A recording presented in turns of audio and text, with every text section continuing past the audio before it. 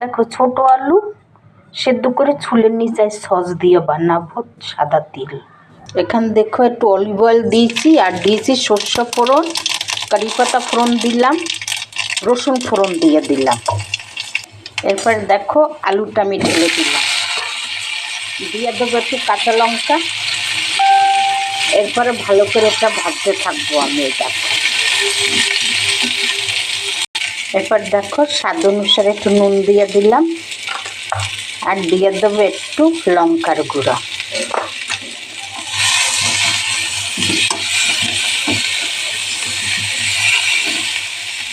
এরপরে দেখো দিয়ে দেবো এতে টমেটোর সস।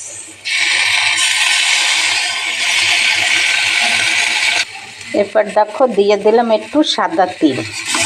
এই দেখো এরপরে দিয়ে দেবো খানিকটা ধনে পাতা।